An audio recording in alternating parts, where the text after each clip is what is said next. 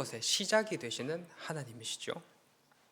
그리고 언약은 이때 시작이 됐을 때 저희 우주, 온 우주 만물의 시작도 하나님이시고 또 우리들의 그리고 죄의 시작이 하나님이란 말은 아니고 그 창세기를 통해서 이제 죄가 드러났고 또 인간이 어떻게 하나님께 불순종했다는 그 사실이 드러났다라는 것이 창세기에 기록된 내용, 시작의 책에 담겨 있는 내용인 것 같습니다. 그 다음에 이제 언약에 대해서 함께 나누어 보았는데요. 이 언약의 주 핵심을 함께 적어 보았는데, 언약의 주 핵심, 나는 너희의 하나님이 될 것이고 너희는 내 백성이 될 것이다. 그러니까 내가 너희의 하나님이 되어주겠고 내가 반드시 너희를 내 백성으로 삼겠다는 하나님의 어떤 사랑의 표현, 그 다짐이 바로 언약이라는 것에 담긴 핵심입니다. 언약의 주 모델은 순종하면 복받고 불순종하면 저주를 받는다라는 틀은 깨지지 않았어요. 그래서 순종하였을 때 첫사람 아담이 그 에덴이라는 그 행복의 동산에서, 그 생명의 동산에서 영원토록 기쁘게 살아갈 수 있었지만 불순종하였기 때문에 그 복이 사라지고 영원한 벌이라는 저주가 우리 가운데 임한 거예요. 그 언약을 불순종하였기 때문에 그에게 저주가 내렸어요. 하지만 사실 우리가 궁극적으로 보면 하나님께서 직접 친히 언약을 맺어주신 그 대상들에게 있어서는 이 불순종의 값을 누가 대신 지불해 주셨어요? 예수 그리스도께서 대신 지불해 주셨어요. 그래서 우리는 그 언약을 가리켜 은혜 언약이다. 우리의 공로 하나 없이 그리스도 예수께서 모두 다 해결해 주셨고 우리들의 삶까지 인도하여 주신다 라는 것이 언약의 핵심인 것 같습니다. 첫 번째 언약, 이 타락 직후에 바로 하나님께서 은혜의 방편으로서 이 원시 복음을 우리에게 허락해 주셨죠. 그 복음을 시작으로 노아 언약, 무지개 언약이죠. 내가 너를 지키겠다, 내가 너희를 보호하겠다, 내 목숨을 걸고 이 언약을 내가 반드시 지키겠다. 아브라함 언약, 이 완성될 궁극적인 하나님 나라와 그 나라에 들어갈 백성들에 대한 하나님의 언약입니다. 또 횃불 언약, 이 죄인을 사랑하셔서 다른 누구를 의인을 사랑하신 게 아니라 죄인을 사랑하셔서 그를 위하여 그 어떤 내가 이 쪼갠 고기처럼 될지언정 그러니까 지키지 않으면 이렇게 되겠다라는 하나님의 어떠한 굴욕적인 그 모든 것을 감수하셨어라도 이 언약에 대한 선포를 우리에게 해주심은 우리를 사랑하는 마음이 가득 담겨 있기 때문인 것 같습니다. 그 언약이 바로 횃불 언약입니다. 그리고 베델, 사닥다리의 언약이죠. 여전한 죄인이죠. 그 창세기의 역사를 보면은 족장의 역사들인데 이 족장의 역사 처음부터 끝까지 죄인의 역사입니다. 죄 짓고 돌이키고 죄 짓고 돌이키고 우리들의 인생과 같아요. 그렇게 하나님께서 그 죄인들을 어떻게 의인으로 믿음의 조상으로 우리의 그 존경받을 만한 아브라함과 이삭과 야곱의 하나님이신지를 드러내시는 이야기가 창세기인데 그 끄트머리에 있는 베델 언약이 무엇이냐면 여전한 죄인들을 향한 하나님 나라가 유효하다. 너희는 죄 지었으나 내 나라는 유효하다. 내가 너희를 인도하겠다. 내가 너희를 내 백성 삼겠다라는 하나님의 또 다시 반복되는 사랑의 표현이 바로 이 베델 사닥다리 언약이라고 생각하시면 될 것 같습니다. 네, 오늘 이제 출애굽기로 넘어왔습니다. 출애굽기는 크게 저희 세 부분으로 나누어 볼 텐데요. 출애굽기 전체적인 내용을 보시면 출애굽을 하죠. 그 다음에 광야 생활을 합니다. 그 다음에 시내산에서의 이제 율법과 성막에 대한 이야기로 출애굽기가 마무리돼요. 우리 크게 이 세 분류로 출애굽기를 이해할 수 있어요. 출애굽, 광야 생활, 그다음에 시내산 생활로 이해하시면 될 것 같습니다. 근데 출애굽이 있으면 뭐가 있어야 돼요? 일단 그 전에 입애굽이 있어야 돼요. 애굽에 들어가야 애굽에 나올 수 있으니까 그러니까 조금 창세기 후반부랑 겹쳐서 말씀드리면 입애굽에 대한 얘기를 한번 나눠보도록 하겠습니다. 하나님께서는 이스라엘 백성들을 애굽으로 모으셨어요. 왜 애굽으로 모으셨냐면 하나님께서 분명 그들에게 약속하신 바 내가 너희를 큰 나라로 만들어주겠다라는 하나님의 약속이 있으셨습니다. 근데 당시로는 이제 부족밖에 안 되겠죠. 아브라함의 후손이라는 어떤 한 부족, 국가도 아니에요. 부족에 불과한 이스라엘을 나라로 성장시키셔야 되는 하나님의 사명이 있으셨어요. 그들을 국가로 성장시키기 위한 방법으로서 애굽이라는 나라를 택하셨는데요. 이 당시에는 여러 나라들이 있었겠죠. 여러 강대국들이 주변에 많았습니다. 이에 한 부족, 후발주자인 이 한 부족이 국가가 된다라는 것은 상당히 어려운 일인 것 같습니다. 물론 하나님께서 개입하시고 보호하시면 당연히 그들은 반드시 국가가 되겠죠. 하나님의 능력이, 하나님의 보호하심이 그들을 둘러싸고 있는 그 어떤 나라가 이 민족을 칠 수 있겠습니까? 불가능한 일이에요. 그런데 우리의 인생을 놓고 보시면 하나님께서 매 순간 우리들의 삶을 보시면 어떤 신적 개입하심으로 우리를 항상 돌보시지는 않아요. 그렇게 우리를 길러나가시지 않는다는 거예요. 우리의 삶 가운데 늘 기적이 매일매일 반복되고 그냥 하루하루 매일매일 그 기적적인 것들을, 신비로운 것들을 체험하면서 살아가는 인생이 아니라는 거예요. 이 성경의 역사를 보면 하나님은 이 시간 역시 하나님의 창조물이잖아요.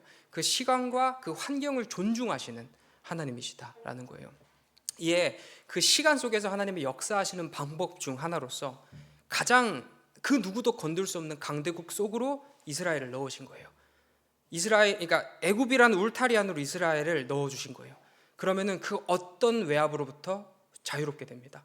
그 어떤 공격으로부터 자유롭게 돼요. 그 누구도 애굽을 건들지 못하기 때문에 애굽 안에 있는 이스라엘 백성 자연스럽게 폭풍적으로 성장할 수 있게 된다는 거예요.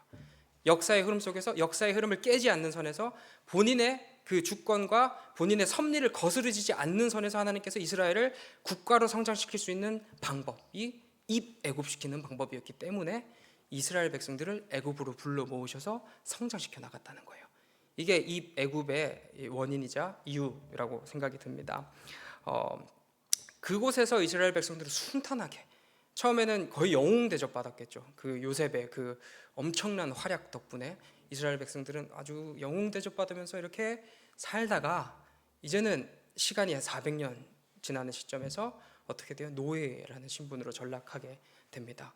그러니 이제 출애굽해야 되는 시점이 다가온 것입니다. 왜 그들이 출애굽해야 하냐면 결국에는 그들은 그곳을 벗어나야 됩니다. 애굽에 머무를 수 없어요. 거기가 좋다고 하더라도, 거기가 행복하고 거기가 만족스럽다 하더라도 그곳은 하나님의 나라가 아니기 때문입니다. 그곳에 머무를 수 없었기 때문에 하나님께서 그들을 출애굽시키는 겁니다. 그곳의 질서와 그곳의 법은 우리들의 법과 질서가 아닙니다.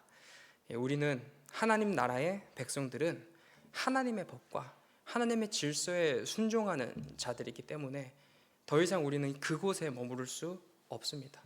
목적을 이뤘어요. 우리는 한 민족이 됐습니다. 한 국가를 형성할 만한 몇백만의 인구가 됐어요. 그렇기 때문에 이제는 벗어나야 돼. 더 이상 그곳에 머무를 수 없다라는 겁니다. 이 하나님께서 그들을 출애굽시키시는 거예요.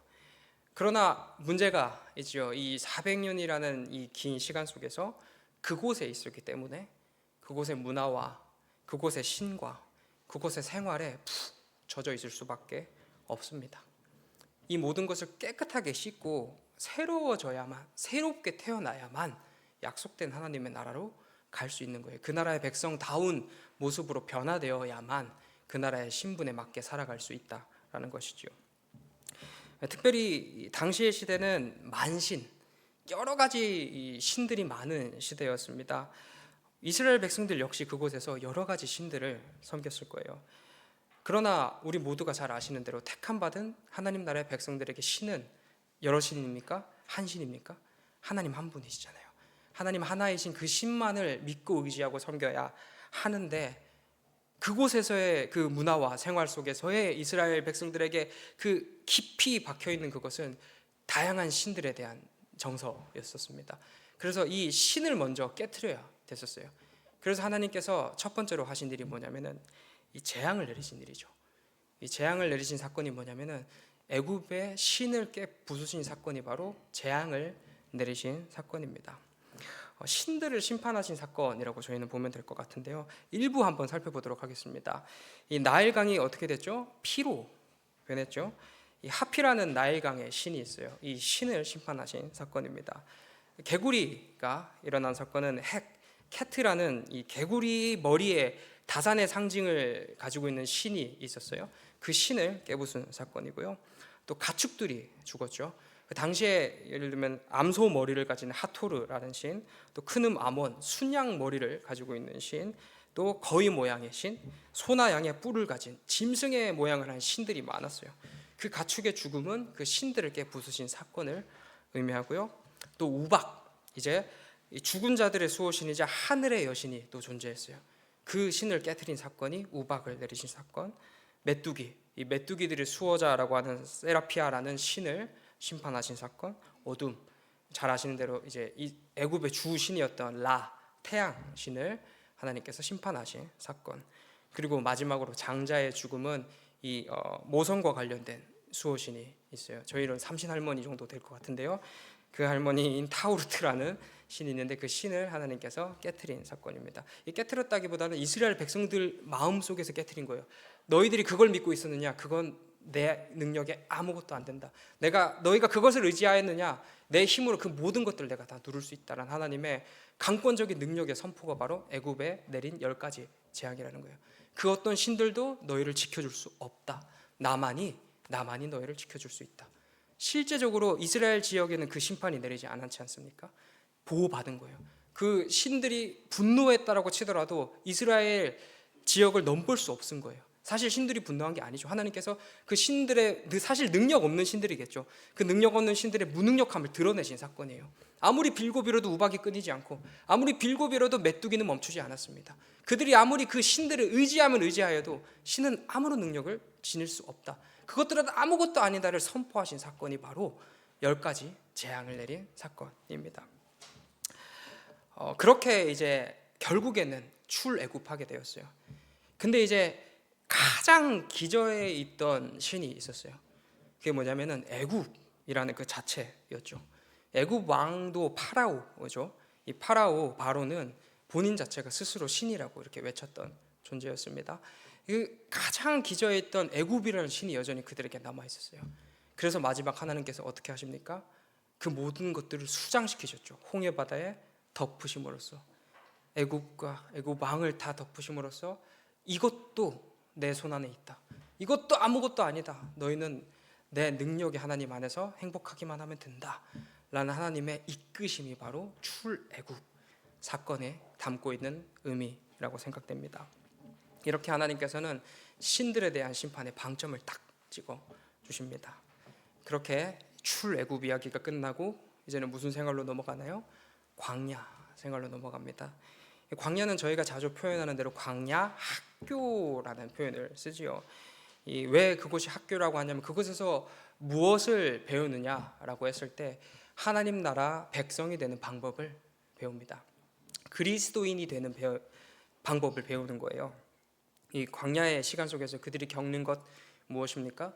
구름 기둥과 불 기둥의 보호하심 속에서 하나님만 바라보도록, 하나님만 의지하도록, 매일매일 만나와 메추라기라는 일용할 양식, 오늘 공급될 양식을 의지함으로써 그 양식을 모으고 쥐고 의지하는 인생이 아니라 그 양식을 주시는 하나님만 의지하는 인생을 살 수 있도록, 하나님만 우리의 도움이시고 하나님만 우리의 힘이시며 하나님만이 우리의 피난처 되신다는 가장 기본적인 진리, 그러나 우리가 절대 잊어서는 안 되는 기독교인의 하나님 나라의 백성의 가장 중요한 핵심 진리를 광야를 통해서 배우는 거예요. 아무것도 없는 중에 하나님만 바라보도록 하나님께서 그 광야를 통해서 이스라엘 백성들의 신분 세탁을 하시는 거죠. 그동안 젖어왔던 그 노예 근성도 있을 것이고 만신을 섬겼던 그 모든 것을 그 환상으로서 기적으로서 다 치셨지만 그 기저에 남아있는 그 안 좋은 습관들을 하나님께서 꺼내 주셔야 되잖아요. 그 시간이 바로 그 갈고 닦고 그들을 가르치고 교육하는 그 시간이 바로 광야라는 시간이었던 것 같습니다. 그렇게 이 광야 생활을 통해서 그리스도인이 어떤 존재인지, 하나님 나라의 백성이 어떤 존재인지를 배우게 됩니다. 그리고 마지막으로 시내산으로 넘어갑니다. 이 시내산에서는 저희 국가라고 결국에는 하나님 나라를 가야 되니까 국가라고 하는 이 공동체에 이 3요소가 있습니다. 첫 번째는 국민이 있어야 되고요. 그다음에 주권이라는 게 있어야 돼요. 그다음에 그 국민과 주권을 가진 자들이 살 수 있는 영토가 있어야 돼요. 이 세 가지를 가지고 있어야 국가라고 부를 수 있는데요. 국민, 이스라엘 출애굽했습니다. 국민은 존재합니다. 주권은 어디 있나요? 주권이 하나님께 있죠. 주권이 뭐냐면은 자국 내에서의 결정권을 주권이라고 얘기를 합니다. 우리 안에서 우리가 무언가 결정을 내릴 수 있는 권리를 주권이라고 하고, 대외적으로 독립적인 권한을 행사하는 것. 그러니까 우리 한 나라로서 다른 나라와 대등하게 설 수 있냐 없냐, 라는 것이 바로 주권이라는 건데요. 여기서 중요한 게 뭐냐면 이스라엘은 민주주의 국가가 아닙니다. 분명 성경은 민주주의적 요소를 충분히 얘기하고 있고 우리도 그것을 받아들이면서 살고 있지만 분명한 것은 이스라엘이 민주주의 국가는 아니라는 겁니다. 정확하게 하면 이스라엘은 신정국가죠. 신본주의 국가라는 겁니다. 우리가 협의해서 올려가지고 하나님께 건의해서 무슨 대표자를 세워가지고 그 대표자가 결정을 내리는 이런 민주주의 국가가 아니라 하나님의 뜻에 합당한 인생을 살아가는 것, 그 중심에 우리들의 협의가 있는 게 아니라 하나님이 있는 국가가 바로 신정국가, 하나님께서 통치하시는 신본주의 국가인 이스라엘, 우리 기독교인이라는 겁니다. 국가의 주인이 누구입니까? 그러면 대한민국의 주인은 국민이겠죠. 하지만 하나님 나라의 주인은 하나님이십니다. 따라서 하나님 주권에 따라 하나님의 법과 질서에 따라 모든 것이 결정이 되어야 하죠. 하나님 독립적으로 또 대외 활동을 하십니다. 다른 나라와 직접적으로 대화하시고. 그래서 반드시 필요한 게 뭐냐면은 하나님 나라의 백성들이 반드시 알아야 될 것은 무엇이냐면 그 하나님이 어떤 분이신지, 하나님께서 뭘 원하시고, 하나님께서 뭘 기뻐하시고, 하나님께서 무엇을 옳다고 하시고 무엇을 그르다고 하시고 어떤 삶이 하나님의 주권에 합당한 삶인지, 어떤 인생이 하나님께 순종하는 삶인지에 대한 분명한 하나님의 말씀이 필요했던 시점이 이 마지막 이제 가나안 들어가기 직전의 이 순간이겠죠. 그 모든 것이 습득이 되어야만 하나님 나라에서 살아갈 수 있겠죠. 그래서 이 가나안 들어가기 직전에 시내산에서 뭐를 주시냐면 법을 주십니다. 율법을 알려주시는 거예요. 이렇게 살아야 너희가 내 나라의 백성이다. 내 주권을 인정하는 인생이 바로 이 인생이다. 이 시내산 생활을 통해서 뭘 부여받느냐? 하나님 나라의 법을 부여받습니다. 하나님 나라의 법을 배우고 법을 익히고 그 법에 합당한 삶을 살 수 있는 시간을 보내는 거예요. 여러분 아시는 대로 실패도 하겠죠. 넘어지기도 하면서 끊임없이 반복되는 시간. 그래서 조금 빠르게 갈 수 있는 길을 몇십 년 돌아서 가잖아요. 그 모든 시간 속에서 하나님께서 뭘 하시냐면은 이들을 하나님께 순종할 수 있는 존재, 하나님을 의지할 수 있는 존재로 빚어 가시는 거예요. 끝내는 믿음으로 물에 발 내디뎌 물이 갈라질지 안 갈라질지도 모르는 상황 속에서 그 하나님 믿는 신뢰하는 마음으로 그 강을 건널 수 있도록, 그렇게 해서 가나안에 갈 수 있도록 하나님만 의지하고 하나님만 바라보는 이스라엘로 끝내는 빚어 가신 거예요. 그 긴 시간 속에서. 이제 다음 시간에도 다루겠지만 이 시간은 우리들의 인생과 같습니다. 그 시간은 저희가 다음 시간에 함께 나눠보도록 하겠습니다. 네, 정보입니다. 기록자는 모세오경이죠. 창세기, 출애굽기, 레위기, 민수기, 신명기까지 이 모세가 썼습니다. 기록 시기에 대해서는 정확하게는 알 수 없으나 역사적 배경 속에서 약 1400년, 기원전 1400년 어간으로 잡고 있습니다. 장르는 창세기와 마찬가지로 역사적 사실에 대한 서술이다. 또는 우리 출애굽기의 주 핵심인 이 십계명, 그 다음에 시내산에서 받은 율법들을 놓고 봤을 때는 법전 또는 내규, 정관 같은 이스라엘 백성이 백성다운 하나님 나라에 합당한 삶을 살 수 있는 어떠한 법을 기록한 책이다로 저희는 이해할 수 있습니다. 네, 복음과의 연결성 부분인데요. 이제 이스라엘 백성들이 출애굽하면서 유월절을 처음으로 지키잖아요. 네, 이 마지막 재앙이 일어나기 전에 유월절을 지키는데요. 유월절 어린 양의 피를 잡아서 이렇게 문 설주와 인방에 이렇게 피를 이렇게 바릅니다. 근데 이게 뭘 의미하냐면 히브리어는 알파벳이 숫자예요. 곧 알렙베트 이렇게 가는 게 숫자인데 예를 들면 A, B, C, D, E, F, G 이게 다 1, 2, 3, 4, 5, 6, 7 이렇게 된다고 생각하시면 되는데 이때 헤트라고 하는 팔 이렇게 생겼거든요. 헤트 모양이 이게 팔을 의미하고 그 팔은 곧 구원을 상징하는 숫자예요. 히브리어에는 그 숫자가 상징하는 의미들이 있잖아요. 그 팔이라는 숫자가 이렇게 생겼어요. 근데 문설주, 문인방이 딱 그 팔 모양이거든요. 헤트 모양이에요. 그 모양에 맞게끔 하나님께서 이미지를 형상화시켜 주신 거죠. 그러니까 구원을 바르는 거예요. 그 유월절 어린 양의 피로 구원을 받았을 때 실질적으로 구원이 발생한 사건을 유월절을 통해서 눈으로 하나님께서 보여주셨다라는 게 이 유월절 어린 양의 피라고 한다면 이 훗날 유월절 어린 양의 피로 누가 오십니까? 그리스도 예수께서 오십니다. 그의 피로 우리는 실질적인 구원을 받았어요. 그때는 출애굽이라는 어떠한 그냥 눈에 보이는 어떠한 애굽을 탈출한 사건이라고 한다면 그가 상징하고 있는 실제적인 우리의 구원, 죄로부터의 구원이 유월절 어린 양의 피로 오신 그리스도 예수로 말미암아 실현됐다라는 겁니다. 이러한 관점에서 이 출애굽기가 복음이랑 연결됐다. 예수 그리스도께서 심판을 받으심으로 그 재앙이 넘어간 것처럼, 이게 유월 넘겠다라는 거잖아요. 그 재앙이 넘어가서 이스라엘 백성들에게 장자 죽음이 발생하지 않은 것처럼 그리스도 예수께서 대신 심판 받으심으로 말미암아 우리가 받아야 될 재앙이 넘어갔다는 거예요. 그리스도께서 대신 진 그 십자가로 말미암아, 그리고 구원이 우리를 찾아왔다. 의미가 바로 유월절이 가진 의미라고 한다면 이 유월절을 통하여 우리는 십자가를 바라볼 수 있을 것입니다. 그리고 이제 계명이 주어지고 금송아지 사건이 있고 난 이후에 이 성막이 다시 이야기가 진행이 되는데요. 마지막 출애굽기 끝부분에 이 성막은 잘 아시는 대로 예수 그리스도, 성전 되신 예수 그리스도를 의미하죠. 성막, 그 모든 것들은 예수 그리스도를 예표하고 있습니다. 그리고 성막이 가장 중요한 게 뭐냐면은 하나님의 임재의 상징이에요. 그 언약 속죄소의 언약궤의 그 은혜의 자리에 쉬운 자에 하나님께서 함께 하신다라고 말씀해 주셨잖아요. 이게 하나님께서 임재하시는 그 상징이 바로 성막이라고 한다면 우리 임마누엘 하신 그리스도 예수, 내가 너희와 함께 하겠다, 하나님이 너희와 함께 하겠다라고 말씀이 육신되어 이 땅에 오신 그리스도 예수가 곧 성막이 가리키는 존재다라는 것을 놓고 본다면 우리는 이 출애굽기를 통하여 그리스도 예수를 또한 바라볼 수 있을 것 같습니다. 네, 오늘은 여기까지 하고 다음 시간에는 이 전체적인 내용들과 흐름에 담긴 어떠한 작은 의미들을 함께 좀 풍성히 나눠보는 시간 가져보도록 하겠습니다. 기도하겠습니다. 사랑하는 하나님 아버지,